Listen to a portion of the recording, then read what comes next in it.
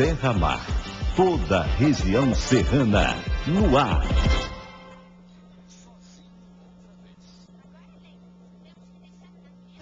Olá, boa tarde. A tragédia da região serrana. Autoridades discutem a remoção das famílias que vivem em áreas de risco. São morros, encostas ameaçados de deslizamentos. O desastre já matou 680 pessoas. Nas cidades atingidas, moradores agora enfrentam a poeira, o desabastecimento e o abuso de preços.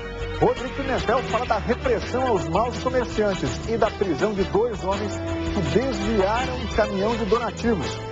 E mais, a angústia das pessoas que ainda procuram desaparecidos. Uma nova central de informações começa a funcionar em Teresópolis. E aqui no estúdio, o representante da Secretaria de Saúde conta como está o atendimento das vítimas do desastre e as medidas de prevenção contra as doenças da chuva.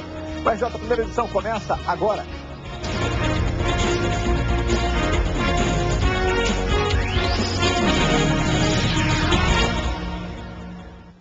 Olá, o momento é o de traçar uma estratégia para atender, resgatar famílias das áreas consideradas mais complicadas, mais delicadas de um município como Nova Friburgo, por exemplo. Representantes do Ministério Público Estadual, do Governo do Estado, da Defesa Civil e da Prefeitura de Nova Friburgo estão reunidos desde cedo e discutem como será o trabalho de remoção dos moradores das localidades classificadas como área de risco. Vamos conversar aqui com Fernanda Grael, que está em frente à Prefeitura do município, também aqui atrás do Hospital de Campanha. Fernanda, essa reunião já tem um andamento, nós já temos algumas notícias sobre os resultados disso?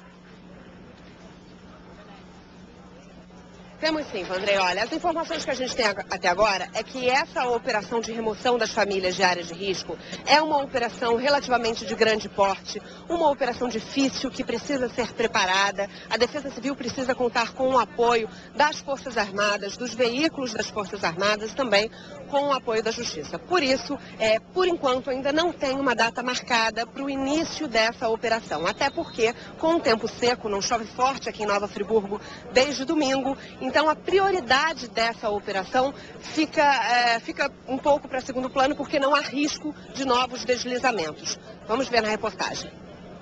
Parou de chover em Nova Friburgo, o que dá mais tempo para a Defesa Civil preparar a operação de remoção das famílias que vivem em áreas de risco. Existem várias comunidades em análise, nós estamos fotografando por via aérea, fazendo uma análise dos geólogos e depois uma análise de campo para ver a real necessidade de remoção caso a caso. A primeira comunidade que teria os moradores removidos seria Alto do Floresta. Segundo a Defesa Civil, 300 pessoas vivem ali em locais de risco 4, numa escala que vai de 0 a 4. Um ginásio em Conselheiro Paulino, com capacidade para 600 pessoas, está sendo preparado para receber esses moradores. A Defesa Civil trabalha em 18 locais, desobstruindo estradas e auxiliando na remoção de corpos. E pede ajuda. Está precisando de voluntários com urgência. Daniel, morador de Nova Friburgo, de apenas 10 anos, dá o exemplo. Eu acho importante que se eu precisasse da ajuda deles, eu acho que eles iam me ajudar. Eu estou aqui com um promotor de justiça que está participando dessas reuniões, está participando dessa ação de remoção das famílias, do planejamento dessa ação de remoção das famílias. Primeiro eu gostaria de perguntar para o senhor promotor se há uma ação judicial, uma determinação judicial para que essas famílias sejam retiradas. Em primeiro lugar, boa tarde. Na verdade, ainda não existe essa ação. Está sendo verificado, são os documentos indispensáveis para que, se futuramente vier a ser necessária a propositura de alguma ação, a gente venha promovê-la. Em primeiro lugar, é necessário que se verifique junto ao local, com os corpos técnicos competentes do Estado e do município, o que é para ser feito, o que deve ser feito, em quais locais. Diante dessas provas e dessas evidências, é que o Ministério Público poderá tomar alguma medida judicial para, em conjunto com a Defesa Civil e os demais departamentos envolvidos nisso, tomar pé da situação perante o Judiciário para ter mais uma possibilidade de se efetivar alguma medida de remoção. Tá certo, promotor. Muito obrigada pelas suas informações. Se for necessário, o promotor tinha me dito anteriormente, a polícia vai participar das remoções. Voltamos ao estúdio. Muito obrigado, Fernanda Grael, Edmilson Ávila, Rodrigo Pimentel já estão aqui com a gente no estúdio para discutir a delicadeza desse trabalho, né? Rodrigo Pimentel falou que a polícia pode sim participar desse trabalho há confirmação de que há traficantes naquela região? Qual é o perigo que a comunidade corre? De fato, aquela região, antes da tragédia, era a região mais perigosa de Nova Friburgo. Conselheiro Paulino, Morro do Dedé, Alto do Floresta, a região onde o 11º Batalhão realizava constantes operações de repressão ao tráfico. Mas nada igual, nada parecido ao tráfico do Rio de Janeiro. É nada que uma guarnição de 5 ou 6 policiais não resolvesse, não conseguisse entrar com facilidade. E agora, em função da tragédia, os traficantes não estão lá. Então, eu conversei hoje com policiais militares do 11º Batalhão, não há uma preocupação, no momento, a existência de traficantes dominando essa região. Quer dizer, o trabalho pode ser realizado com bastante segurança. E essa informação já é de poder das autoridades. Já é de poder da autoridade. O risco é grande, né, Edmilson? Boa tarde para você. O risco é grande, mas é necessário ter um grande estudo também, Vandré. Eu conversei hoje com o secretário do Ambiente, Carlos Menck. Ele me disse o seguinte: os estudos, os mapas de risco daquela região, de toda a região serrana, são muito antigos. Tem 4, 5, 6 anos. Então é necessário saber, neste momento, ter estudos completos, sabe, de onde há risco em toda aquela região. Vamos dar uma localizada, a gente tem aqui um mapa só para a gente dar uma localizada. Vamos dar uma localizada. Na situação do bairro Alto Floresta, nessa região de Nova Friburgo. Alto Floresta é considerado nível 4, né? Então o nível mais alto, essa é uma região, enfim, muito perigosa, porque houve deslizamento lá. Mas, enfim, há muitas regiões hoje com grande risco lá. E por isso esses mapas precisam ser feitos novamente. O Estado contratou agora um estudo que vai ser feito para saber onde precisa ser feita aí a obra, onde precisa ser feita uma obra de contenção ou não. Não dá para começar a reconstruir a cidade de forma errada. Tem que construir com mapas novos para que a cidade, enfim, não corra mais risco. Reconstruir com segurança. Vamos voltar aqui a conversar com a Fernanda Grael? Olha só, ela já está ali? Preparada, isso. Está pronta a Fernanda Grael para conversar com o vice-governador Luiz Fernando Pezão. Fernanda, por favor. Isso, o vice-governador está aqui desde o dia da tragédia, está aqui direto, montou uma base aqui em Nova Friburgo. Vice-governador, sobre essa questão que nós estamos conversando, sobre a remoção das famílias de áreas de risco. O senhor tem alguma posição? Já se sabe quando que essa ação vai começar?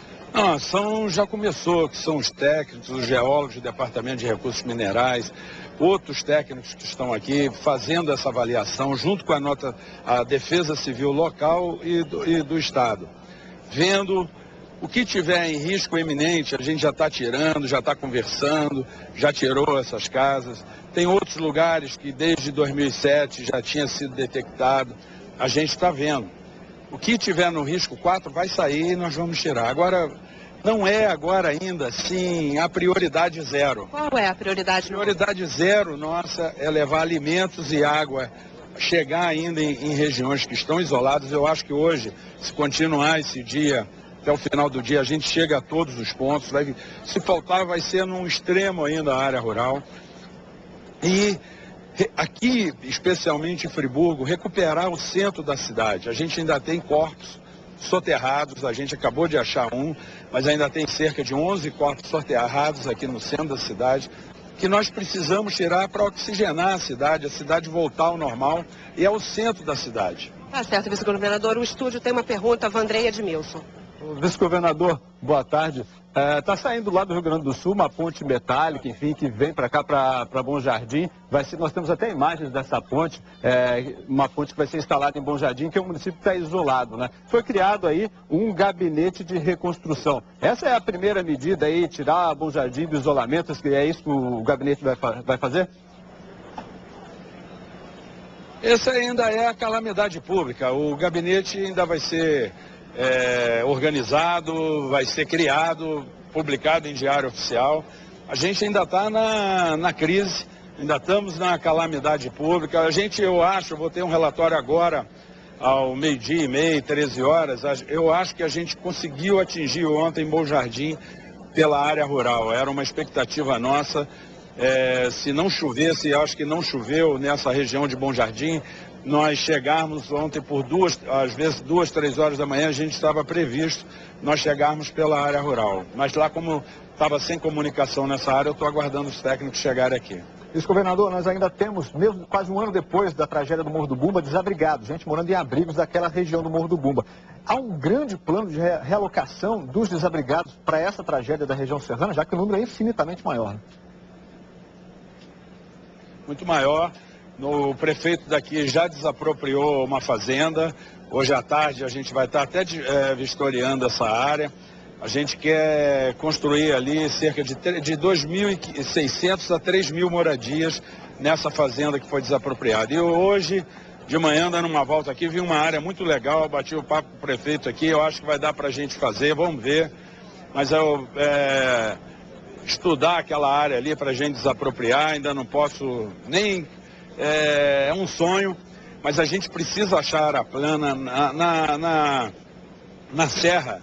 Tem uma característica muito difícil, você achar uma topografia plana é quase que achar uma agulha no palheiro. É dificílimo, mas a gente está procurando em todas as cidades ver aonde tem áreas seguras que a gente possa começar a fazer essa reconstrução. Governador, muito obrigado pela gentileza de participar da entrevista aqui com a gente. Luiz Fernando Pezão, vice-governador do estado. Rodrigo Edmilson, a gente já volta a conversar. Nós temos uma outra informação aqui. A gente já viu que o tempo melhorou por lá. Tem um pouco de sol. Esse tempo firme, né, dos últimos 2 dias, trouxe agora um novo problema para quem vive em Nova Friburgo. É a poeira espalhada por toda a cidade. A falta de comunicação por telefones, essa sim, começou a ser restabelecida hoje. A terça-feira amanheceu ensolarada em Nova Friburgo, mas o que seria uma boa notícia acabou se transformando em mais um problema para os moradores. Com o tempo seco, a lama virou poeira e as pessoas estão usando máscaras e toalhas para tentar se proteger. O medo é de contaminação, mas também pelo forte odor que se espalhou por várias ruas da cidade. Começa o sol, alagou tudo, essa água de rio, poeirada, cara, aí é complicado. A procura é tamanha que as máscaras sumiram das farmácias. O moço falou que esgotou aqui. E também já acabaram nos hospitais de campanha montados na cidade. Outro problema que afeta a vida dos moradores começou a ser resolvido hoje. Vários pontos da cidade ainda apresentam problemas com a rede de telefonia fixa. A operadora responsável pelo serviço aqui na região resolveu então disponibilizar estes 2 aparelhos de telefonia móvel. E como a gente pode observar, a procura no posto de atendimento tem sido grande. Não estou podendo ficar em casa. Então, o senhor está conseguindo um aparelho móvel para a residência onde estou estabelecido. A minha casa é interditada. Mas pelo menos vai ter um contato, né? Já vou ter um contato. Para as pessoas que não têm telefone, você entrega um aparelho que ele funciona como se ele estivesse numa rede fixa. Você pode discar, você pode receber chamadas, mas você não precisa ter aquela rede fixa que está na rua, que está interrompida. A partir de hoje, todos os orelhões das cidades atingidas pela chuva terão as ligações liberadas. Olha, daqui a pouquinho aqui no estúdio a gente vai conversar justamente sobre esses problemas da poeira, os problemas da água, as doenças que virão em consequência dessa tragédia com o subsecretário de Saúde do Estado já aqui nessa edição do RJ. Agora vamos saber dos desabrigados no município de Teresópolis. O repórter Rodrigo Cordeiro fala pra gente. Onde é que você está aí, Rodrigo? Localiza pra gente. Boa tarde. Boa tarde, Vandrei. Boa tarde a todos. Eu estou no maior abrigo disponibilizado pela Prefeitura de Teresópolis. 330 pessoas estão aqui. O espaço foi cedido por uma distribuidora de bebidas. As pessoas, quando chegam, recebem um kit com roupas de cama, roupas e alimentos e também participam de oficinas de pintura e artesanato. Para as crianças, tem um pouquinho de diversão com palhaços voluntários que passam as manhãs aqui nesse abrigo. São 50 voluntários fazendo um trabalho de orientação a essas pessoas desabrigadas nesse abrigo. De acordo com os novos números divulgados hoje pela manhã, 5.000 pessoas estão fora de casa em Teresópolis, 3.000 foram levadas para abrigos da prefeitura, são 27 e 2.000 pessoas estão em casas de amigos e parentes. Agora essa tragédia vai completar uma semana, mas ainda está na lembrança de muita gente, de muitas das vítimas e também de quem ajudou a procurar vítimas e também sobreviventes entre os escombros. Eu vou conversar com o secretário de Segurança Pública aqui de Teresópolis, Laerte Moutinho. Laerte, você recebeu uma ligação ainda na madrugada de quarta-feira para começar esse trabalho? Exatamente, às 3 horas da manhã nós fomos acordados informando que havia uma enchente. Então nós desencadeamos nosso plano de chamada e juntamente com as guardas municipais que estão aqui à minha retaguarda, nós fomos ao local. Nós tínhamos noção do tamanho da tragédia, então tivemos que esperar amanhecer o dia, não havia energia elétrica, os celulares não funcionavam, então realmente quando nós tomamos noção do que estava acontecendo, vimos a catástrofe que era, nós tivemos que recolher naquele primeiro momento os 20 corpos e a velocidade das águas era muito grande, vinha passando os carros andando, vinham os corpos, e a gente foi trabalhando e foi informando todos os órgãos de segurança e os órgãos envolvidos do que realmente acontecia, que a gente não sabia. E esse trabalho de buscas, ele continua acontecendo aqui em Teresópolis e hoje, às 7h30 da noite, haverá uma missa de 7º dia na Igreja Católica da Barra do Imbuí, aqui em Teresópolis. Vandrei. Obrigado, Rodrigo. Eu começo aqui com o Rodrigo Pimentel sobre uma questão que nós já debatemos ontem, que é dos abusos de preços, né? Como é que a polícia vem tratando essa questão depois das denúncias que nós tivemos ontem, Rodrigo? É evidente que a Delegacia de Polícia de Teresópolis está totalmente empenhada nessas ações de identificação de corpos, né? de protocolar toda essa informação. Então, uma equipe ontem da Delegacia de Defesa do Consumidor, aliás, 4 equipes, foram para todos os municípios da região serrana, e essas equipes começaram a atuar desde ontem, visitando supermercados, comércio em geral. Ontem, nenhuma prisão. Mas 60 estabelecimentos percorridos, né? Sim, foram percorridos e está tendo um rígido controle. É uma ação que a Polícia Civil ela tomou em tempo hábil. A Polícia Militar também continua orientada a realizar essas prisões, caso necessário. Tá certo. Rodrigo, obrigado pela gentileza. Daqui a pouco o Rodrigo volta a falar com a gente. Olha, a gente fala agora da tragédia da região serrana, também deixou muitos animais sem dono e sem casa. E a Solidariedade está cuidando um pouco disso. O repórter Ednei Silvestre acompanhou o trabalho de voluntários que estão tomando conta desses bichinhos. O olhar doce e o jeito amigável não deixam dúvida. Até a semana passada, ele era o melhor amigo de alguma criança, algum adulto, um idoso. Um dos muitos cachorros abandonados ou deixados para trás depois da tempestade do dia 11. Essa cadelinha Poodle vai ter filhotes a qualquer hora. Foi encontrada no Vale do Cuiabá, uma das áreas mais devastadas de Petrópolis. Encontramos essa cadelinha Poodle deitada num sofá no fundo da sala, provavelmente escolhendo o local para ter os seus filhotes. Então ela foi resgatada e agora está sob a nossa proteção e vai ter os seus filhotes muito bem. Mas nem só bichos pequenos estão sendo resgatados. Este cavalo foi encontrado preso dentro de uma garagem com a pata ferida. Normalmente ele seria sacrificado para que não sofresse mais. Esse animal foi arrastado pela enxurrada e não se sabe como ele ficou imprensado dentro de uma garagem, sem movimentação, durante 4 dias. E nós fomos requisitados, quando a gente fazia o atendimento dos animais aqui da região, para fazer uma eutanásia nele. Mas quando não tem essa fratura completa, a gente não precisa fazer esse procedimento tão triste, né? Mas a Defesa Civil de Itaipava não quer mais que os cães permaneçam neste CIEP. Fomos surpreendidos com a notícia de que esses animais terão que deixar as dependências aqui do CIEP por preocupações com questões sanitárias. A nossa instituição se comprometeu a abastecer aqui com ração, com vermífugos e com vacinas a partir de quarta-feira. É um outro drama que precisa ser resolvido ao longo do tempo. Daqui a pouco, depois do intervalo, nós falamos da prisão de 2 homens flagrados desviando donativos arrecadados para vítimas da chuva. Acreditem. E a gente também mostra que o Maracanãzinho abriu as portas para receber as doações. Já já nós voltamos, 12h11. Rapidinho.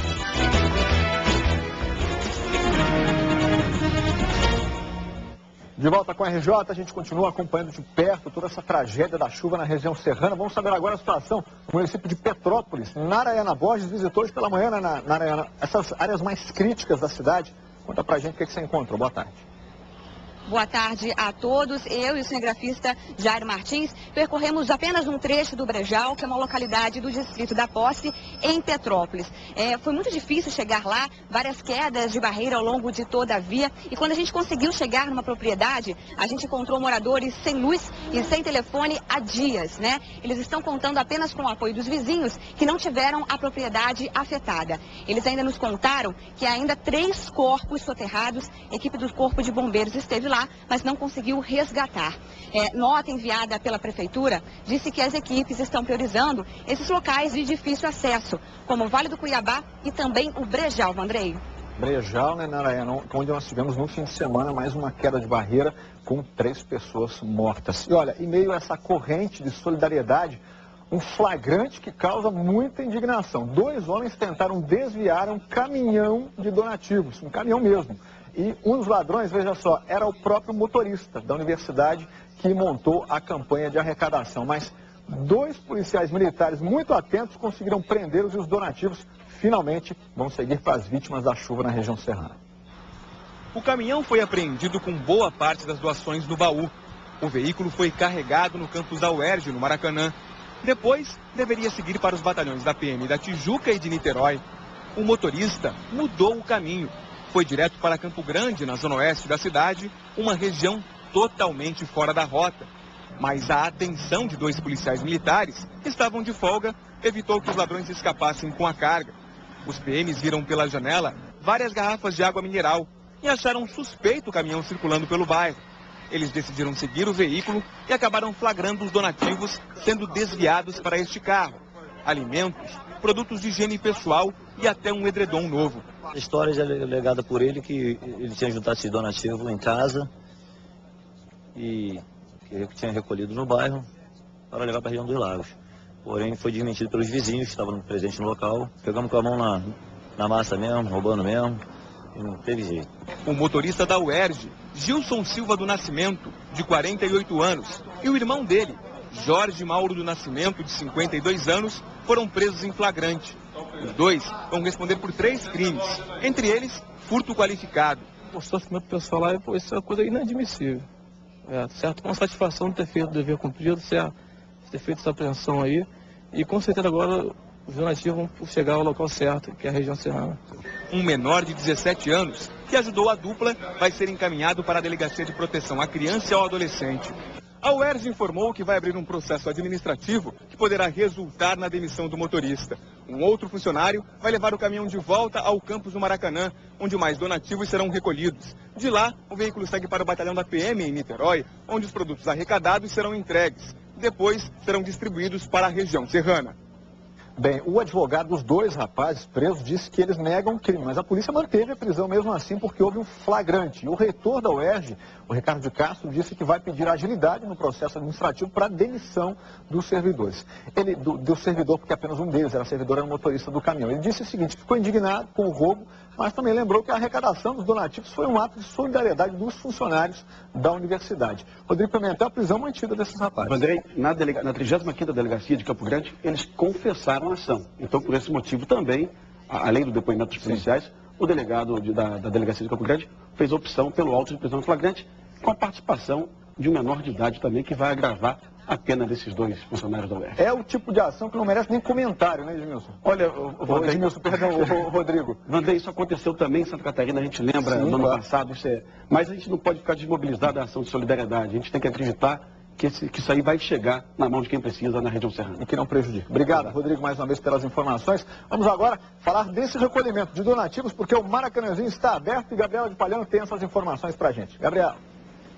Os donativos podem chegar aqui no Maracanãzinho, portão 12A, de 8 da manhã às 8 da noite. Tem agora aqui 15 voluntários fazendo a organização dos kits. Você que está nos assistindo em casa pode fazer um kit em casa, uma cesta básica completa, um kit de higiene pessoal, ou fazer como a dupla de vôlei de praia, Emanuel e Alice, que essa dupla trouxe um item muito necessário, água mineral. Eles fizeram uma promessa, a cada ponto que fizessem, na primeira etapa do circuito brasileiro, iam doar 2 litros de água. Eles fizeram 280 pontos, mas quiseram doar mais. Quantos litros de água tem aí? Estamos doando 650 litros de água para todos os abrigados, né? Obrigada, Alisson. Olha, essa foi uma iniciativa do Emanuel, porque ele esteve em Friburgo, no Réveillon, com a família inteira, ficou muito chocado, como todos nós. Você queria fazer alguma coisa? Nós escolhemos Nova Friburgo fazer a festa Réveillon da nossa família. Foram 14 pessoas que foram para lá. Quando nós voltamos para o Rio, meu pai, que é de Curitiba, me ligou durante a tragédia e falou: pô, filho, olha só o que aconteceu, poderia ter sido a nossa família que estaria ali. Então isso me comoveu bastante. Eu acho que foi um momento que eu pensei que eu teria que fazer alguma coisa. Aí eu pensei na melhor forma dar uma coisa que seria para eles a água, que é um momento muito importante, e também tentar incentivar as pessoas que estão em casa a ver que essas pessoas realmente estão em necessidade. Eu passei momentos muito felizes em Nova Friburgo e eu tenho certeza que agora não é tão feliz o momento como foi na minha virada. Obrigada, Emanuel. Olha só, a gente está preocupado aí com a chegada dessas doações. As pessoas que estão precisando já saíram daqui, 12 caminhões no domingo. Ontem foram mais e devem sair daqui hoje mais 3 caminhões de doações direto para Friburgo. Vandrei. Obrigado, Gabriela, pelas informações. Edmilson Ávila tem também outras informações sobre para quem quer doar, né, Edmilson? Quais são as orientações aí? Para quem quer doar e quem quer ser voluntário, gente. Muita gente quer ser voluntário, quer ir direto lá para a região serrana. Isso não pode, gente, porque senão vira bagunça lá. Esse trabalho voluntariado precisa ter coordenação para não virar bagunça. Então, se você quer ser voluntário, olha, a Secretaria de Assistência Social, ela tem um número de telefone para que você seja cadastrado. Vamos lá, olha. O telefone é 2334-5577 e 2334-5587. Agora vamos aos itens que estão faltando, gente. Olha, café, sal, óleo de cozinha, molho pronto, fita para embalagem e também sacos plásticos para fazer aí o kit de cestas básicas. Ou seja, tudo direitinho para a gente fazer essa doação. Obrigado, Edmilson, pelas informações mais uma vez. E também ainda sobre doações, a Associação dos Magistrados do Rio de Janeiro também está arrecadando donativos. Alimentos, material de higiene pessoal, roupas, enfim, tudo pode ser mandado para a Avenida Erasmo Braga, número 115, no centro do Rio. A associação também abriu uma conta para quem quiser contribuir com dinheiro. Informações você tem na nossa página na internet, no g1.com.br/RJ. A gente faz um rápido intervalo agora e já voltamos aqui no estúdio com informações importantes da prevenção de doenças na chuva, começando com o subsecretário de Saúde. Já voltamos, agora 12h21. Já volto.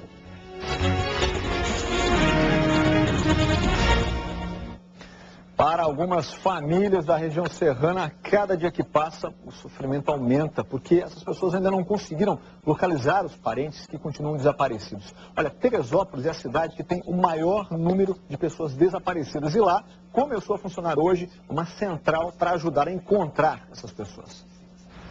3 dias de buscas. Auxiliar de hotelaria, Rosane Rodrigues, já procurou pela mãe e pela irmã em hospitais, delegacias e até no Instituto Médico Legal de Teresópolis. Hoje, Rosane esteve na central de desaparecidos, pedindo ajuda. Como é que a gente vai ficar assim sem saber onde está a mãe da gente, a irmã? Meu padrasto está desesperado, só fica chorando, já foi pro corpo de bombeiro agora para saber. E até agora não sabemos de nada. O número de desaparecidos hoje aqui em Teresópolis passa de 200. Foram 9 já encontrados com vida e 4 óbitos nessa nossa lista. Esta central quer reunir e organizar as informações para que as pessoas possam ser encontradas com mais rapidez. Ouvidor. Além de Rosane, outros moradores de Santa Rita procuraram a central. Ontem, nós acompanhamos o reencontro de uma família do mesmo bairro. Seu Casemiro estava há 9 dias sem falar com a mulher e as 2 filhas. Só Deus que possa saber a emoção que eu estou sentindo agora junto à minha família. E saber que eu não estava aqui para salvar elas. Humberto levou hoje a foto da afilhada que sumiu desde o início da tragédia. Qual é o sentimento que o senhor tem? Ah, meu amigo, estava... É um buraco. A única expressão que a gente pode ter tem um buraco pela gente. Entendeu? Um grande vazio, né? Olha, a Central de Desaparecidos de Teresópolis também tem um serviço por telefone. É o seguinte, você já tem um número aí, olha, o 0800-282-5074. E quem está no Rio, na capital, pode então ligar para um outro número. Anote então, é o 2742-8761. Olha, nós falamos aqui no RJ sobre essa angústia, né, das pessoas que esperam por notícias e parentes, continuamos falando sobre esse assunto. E é bom lembrar que o G1, nosso portal na internet, portal de notícias, tem também um serviço, montou um serviço para ajudar a você a fazer essa ponte com os moradores, com pessoas desaparecidas dos municípios atingidos pela enchente. O site, você vê aí, ó, ele publica fotos e também mensagens das pessoas que estão sendo procuradas, ou então as pessoas que mandaram recados para você, dizendo, olha, estou bem, estou aqui, fique tranquilo, nós já temos algumas fotos lá. Você acesse o site g1.com.br/RJ, está tudo explicadinho lá para você deixar a sua mensagem e também a sua foto. Nós vamos conversar agora aqui no estúdio com o Alexandre Kiep, que é superintendente da Vigilância Sanitária e Epidemiológica do Estado. Alexandre, obrigado por ter vindo aqui ao RJ.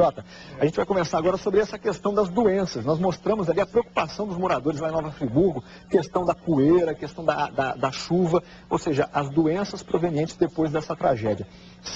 Quais são os principais problemas aí que as pessoas vão começar a enfrentar, Alexandre? Nessa fase inicial agora, por conta do contato com a água e lama de enchente, a grande preocupação é em relação à hepatite A e leptospirose. As doenças diarreicas também costumam aparecer e são potencialmente perigosas nas crianças. Mas tétano também é uma preocupação? A gente tem uma cobertura de tétano bastante razoável, bastante boa aqui no estado. Normalmente? Já normalmente. E a gente está fazendo um reforço nos municípios e intensificando a vacinação das pessoas que por acaso ainda não têm cobertura vacinal. Outra preocupação grande é em relação aos abrigos. Se a população está confinada nos abrigos, a gente tem que garantir a qualidade da água e a preparação dos alimentos. Então estamos com equipes visitando esses abrigos para poder orientar as pessoas voluntárias na preparação dos alimentos também. Vamos falar mais um pouquinho sobre essa coisa do abrigo, mas a gente está mostrando imagens aí, olha só, dessa lama, de toda essa água que as pessoas acabaram enfrentando em muitas regiões, nós ainda temos alguns alagamentos. A leptospirose, por exemplo, como é que ela pode ser tratada? Quer dizer, as pessoas, ou que sintomas ela vai apresentar para as pessoas? Só para a gente orientar e saber como tratar. A principal forma de prevenção é tentar ao máximo, na medida do possível, evitar o contato com a água ou com a lama de enchente. Mas é quase impossível evitar esse contato. A dificuldade é muito grande. Né? Exatamente. A pessoa se protege à medida do possível. O grande perigo começa a acontecer quando a água começa a esvaziar e a lama, a pessoa vai limpar a casa eventualmente, e essa lama às vezes pode ser potencialmente contaminada. Se houver disponibilidade de galocha ou de luva, o ideal é que use galocha ou luva. Se não houver, que utilize sacos plásticos duplamente amarrados nos pés e nas mãos. Isso é uma forma de garantia. Outra questão é, várias dessas doenças têm como sinal mais frequente, comum a todas elas, a febre. Então, caso qualquer pessoa que tenha tido contato com água com lama de enchente nos últimos 30 dias e apresente sinal de febre, deve procurar um serviço de saúde. Os serviços de saúde estão orientados a tratar qualquer caso de febre, dor no corpo, como um caso provável de algum tipo de doença dessa. Temos vacinas para quê exatamente? A vacina hoje disponível é o reforço para tétano para as pessoas não imunizadas. Certo, é mais para o tétano. Olha, nós vimos alguns moradores usando máscaras, né, contra a poeira. Tudo isso resolve, quer dizer, é uma forma de se evitar contra doenças? Pessoal? Não existe transmissão de doenças. Não necessariamente pela poeira. Mas há é um agravante para doenças já existentes, principalmente para as crianças. É um agravante para as doenças respiratórias, principalmente asma brônquica. Então, pessoas que já têm algum grau de alergia ou têm asma, eventualmente podem desenvolver sinais e sintomas de agravamento dessas doenças. Né? Mas a máscara não é um fator de proteção contra doenças transmitidas por essa situação de enchente. Mas tem sua utilidade, pode ser utilizado, não há contraindicação. Há uma solução caseira para se evitar o contato com a hepatite A, por exemplo, né? O que as pessoas podem fazer que é transmitida pela água? Pela água contaminada. A gente tem monitorado essa água junto às empresas fornecedoras. Né? Mas em regiões onde estão isoladas, que as pessoas não têm o que fazer, faz o quê? Que tipo de solução? As secretarias municipais estão sendo abastecidas com hipoclorito de sódio. Então a pessoa, uma vez, esse hipoclorito de sódio não deve ser utilizado em água barrenta. Então a pessoa deve filtrar aquela água com um coador de filtro de café ou então um pano limpo e colocar 2 gotinhas de hipoclorito para cada litro de água, deixar repousar por 15 minutos, a água está pronta para quê? Alexandre, muito obrigado pela gentileza. Bom trabalho, sucesso aí. A gente vai falar um pouquinho agora sobre uma notícia importante. A previsão do tempo, Edmilson Água já traz para a gente essas notícias aqui. Nós já tivemos imagens do sol lá em Nova Friburgo. Começamos o jornal mostrando, falamos da poeira, enfim, mas como é que está o tempo, Edmilson? A gente já começou com boas notícias, né? O vice-governador Luiz Fernando Pezão falou que já estão conseguindo chegar a quase todas as regiões, justamente por conta do tempo que melhorou lá naquela região. Foi o que nós falamos ontem aqui. A gente ainda tem bastante instabilidade, gente, mas já não tem mais aquela situação de chuva o dia todo. O que a gente tem agora? Nós temos, Andrei, um pouco de instabilidade e muito calor e umidade. Bom, o que isso acontece? À tarde esquenta muito, abafa, todo mundo conhece, abafa, e aí vem pancada de chuva. Então é isso que pode acontecer hoje. Mas para amanhã, já temos aí, para amanhã, nós vamos dar uma olhadinha no nosso mapa, para amanhã a gente já tem, Vandrei, uma previsão de tempo melhor ainda, principalmente para a região serrana. Pode chover só lá no sul para amanhã, olha, para hoje ainda pancadas de chuva lá no norte então o tempo está um pouco melhor, aqui é a região metropolitana. Olha a temperatura, chegando a 36, essa é a máxima, com possibilidade de pancada de chuva também.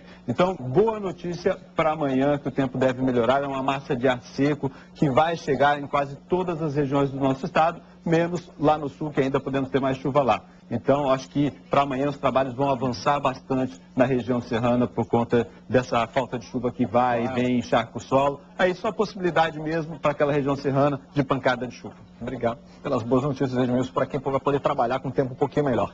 Olha, daqui a pouco outras notícias da região serrana e também falamos de carnaval, com uma reportagem especial dos artistas do espetáculo e falamos do projeto Parceiro da RJ. Eu já volto, 12h31.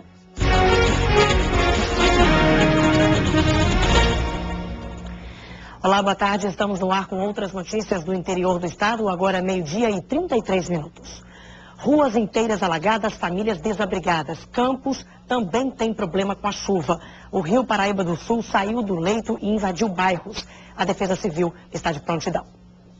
Homens da Guarda Municipal vigiam a ponte João Barcelos Martins para impedir a passagem de pedestres, depois que o Rio Paraíba do Sul atingiu a marca de 10 metros e 20 centímetros. Com o nível do rio a essa altura, mais uma vez a Ilha do Cunha está debaixo d'água. E aqui para passar não tem carro nem moto, só de barco. Por isso, o número de famílias que desde o fim do ano passado estão abrigadas em uma escola subiu de 30 para 37.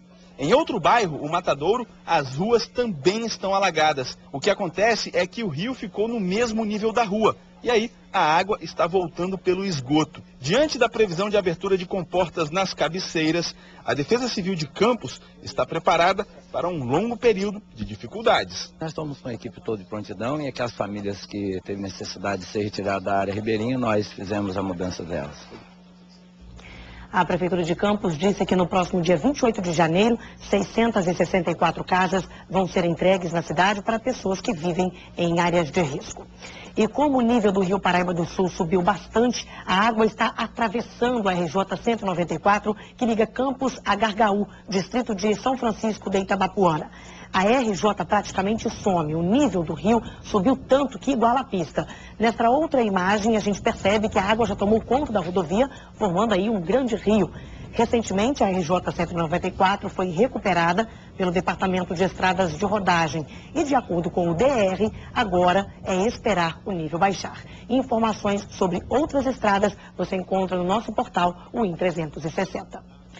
A solidariedade tem levado centenas de pessoas até o Hemolagos, em Cabo Frio. As doações são para as vítimas da região serrana. Desde quinta-feira, a média de doações tem sido mais que o dobro. Foram coletadas 154 bolsas de sangue. É um ato de amor, né? Porque a gente está aqui sabendo que isso vai ser usado para outra pessoa. E a gente está aqui para isso, ajudar o próximo. Este grupo veio de Casimiro de Abreu. 10 pessoas que percorreram 70 quilômetros em nome da solidariedade. Esta é a hora de ajudar? Sim, pois todos deveriam ajudar. Qualquer ajuda que puder é bem-vinda para o povo da Serra. 40% do estoque é reservado para as vítimas da tragédia. A validade do material é de 35 dias. As pessoas que estão na região serrana, que estão prestando e sendo atendidas, elas vão precisar de um atendimento contínuo. Então não adianta a população vir toda num só momento e depois a gente ficar sem doadores e não poder ajudar. E se você está disposto a ajudar, ligue para o Hemolagos para agendar a doação. O telefone é o que está aparecendo na sua tela, 2644-5076. Quase uma semana depois do temporal que arrasou a região serrana, dezenas de pessoas continuam desaparecidas. Só em Teresópolis são 177, em Petrópolis 26. Em Nova Friburgo são tantas áreas isoladas que a prefeitura sequer conseguiu fazer uma estimativa.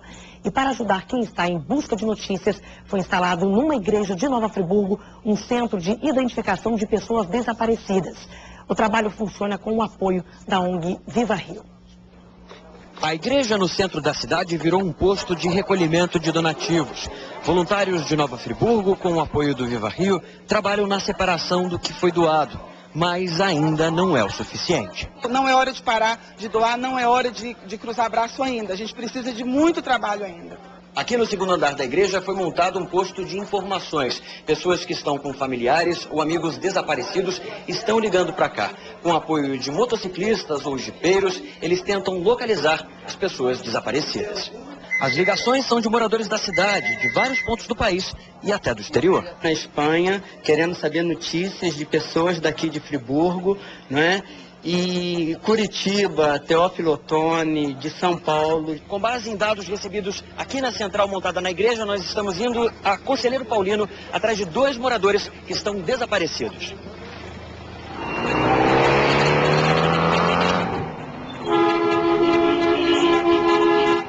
O trânsito complicado dificulta o deslocamento das equipes. Muita gente está saindo de casa sem necessidade. Então o que a gente pede é que quem não precisa fica em lugar seguro, não sai de casa. Meia hora depois, chegamos ao bairro Floresta. As buscas começam pelo abrigo improvisado, onde 2 médicas do Viva Rio ficam para prestar atendimento aos moradores. E são os moradores que tentam ajudar na localização. Bom, a gente chegou em uma das ruas do bairro Floresta e o cenário aqui é de destruição. Como a gente pode ver, olha, eu estou em cima de um capô de um carro que foi totalmente destruído. E ao lado dele, há pelo menos outros 2 veículos que foram destruídos pela força da água. A equipe já conseguiu chegar aqui na rua, a gente vai ver eles chegando aqui na localidade para finalmente tentar algum contato com essa família que estava desaparecida. Márcia! Luzia! Luísa! Que bom ver você. Realmente uma boa notícia, conseguiram localizar uma dessas pessoas. Tem telefone, não tem nada, né? Estão todos cortados, o celular está tudo descarregado. Minha filha está em Brasília, estava preocupada com a gente. Voltar para lá, para a base, com uma boa notícia é muito bom, né? Muito bom. Muito bom. Bonita ajuda. Os voluntários pedem ajuda de quem tem jipe e motocicletas de trilhas para chegar às localidades com o acesso mais difícil. A igreja fica na rua Sarah Browning, número 89, bairro Brownies. O telefone é o 2523-5563. E depois de tanta chuva e lama, agora uma densa poeira está por todos os lados em Nova Friburgo. Para se protegerem, moradores usam máscaras. Guilherme Peixoto está ao vivo na cidade, nós vamos falar com ele agora. Guilherme, muito boa tarde para você. Além da poeira, tem também um forte odor em Nova Friburgo. Quais são os riscos para a saúde da população, Guilherme? Boa tarde, Ana, e a todos que nos acompanham ao vivo. Pois é, dias de sol como hoje, que deveriam significar alívio para a população, trouxeram mais esse problema. Mas não há risco para os moradores, é o que garante a Secretaria de Saúde. Jamila, há necessidade de máscaras nesse momento? Não há necessidade. O importante da utilização das máscaras as pessoas que estão trabalhando nos escombros ou aqueles que trabalham dentro das unidades de saúde. A população em geral não precisa usar máscara, apenas beber bastante água, bastante líquido por causa da poeira. Bom, a gente recebeu a informação de que 32 corpos ainda não reconhecidos estão sendo enterrados. Por que essa medida? É uma questão de saúde pública. Esses corpos precisam ser sepultados. Essa foi uma decisão do IML, junto com o Ministério Público. Esses corpos estão sendo identificados através de fotografia, impressão digital, exame, material para coleta de DNA, para posteriormente eles poderem ser identificados se necessário. Mas eles precisam ser sepultados, estão sendo sepultados em covas individuais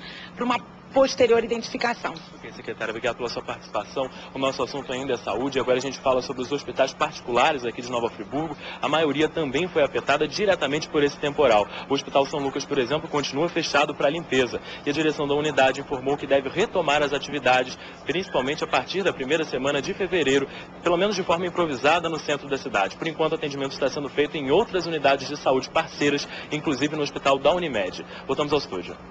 Obrigada, Guilherme, pelas informações. De Nova Friburgo, nós vamos para Teresópolis com Rodrigo Cordeiro. Rodrigo, boa tarde para você. Eu sei que você está no maior abrigo de Teresópolis. Teresópolis já chega aí a 277 mortos. Como é que está a identificação desses corpos, Rodrigo? Boa tarde, Ana Paula. Boa tarde a todos. O trabalho continua, Ana. Até agora foram identificados e enterrados 235 corpos em Teresópolis. De acordo com dados divulgados hoje pela Prefeitura, 5.000 pessoas estão fora de casa. 2.000 foram para a casa de amigos e parentes e 3.000 estão em abrigos. São 27 aqui na cidade, este é o maior de todos eles. O espaço foi cedido por uma distribuidora de bebidas. As pessoas, quando chegam, recebem um kit com roupas de cama, roupas e alimentos. 50 pessoas estão trabalhando aqui de forma voluntária. E a Prefeitura pede a doação de vários outros itens que estão faltando, como arroz, feijão e óleo. Esses itens podem ser entregues no Ginásio Pedrão, no centro da cidade, e a Prefeitura também pede mais voluntários para trabalhar em abrigos e em galpões instalados aqui mesmo no bairro Meodon. Eles podem se cadastrar na Defesa Civil ou então na Secretaria de Saúde aqui do município. Hoje, às 7h30 da noite, vai ser celebrada uma missa de 7º dia na Igreja Católica da Barra do Imbuí, também aqui em Teresópolis. Ana Paula. Obrigada, Rodrigo. Em Nova Friburgo também tem missa na Igreja São João Batista. Uma boa notícia para os moradores de Bom Jardim. O Exército informou que vai sair esta manhã do Rio Grande do Sul a ponte metálica de emergência que vai permitir que o acesso à cidade seja restabelecido. Bom Jardim está isolada desde a última quarta-feira, quando 2 pontes caíram com o temporal. Uma delas na estrada que faz a ligação com Friburgo. A previsão é de que a ponte do Exército comece a ser montada na sexta-feira e esteja pronta para o uso no início da semana que vem. Amanhã nós estaremos de volta num jornal integrado com o Rio de Janeiro. A gente encerra esta edição com imagens da bandeira do Brasil no Morro da Guia, em Cabo Frio, que está em meio mastro por luto oficial pelas vítimas da chuva na Serra. Uma boa tarde para você.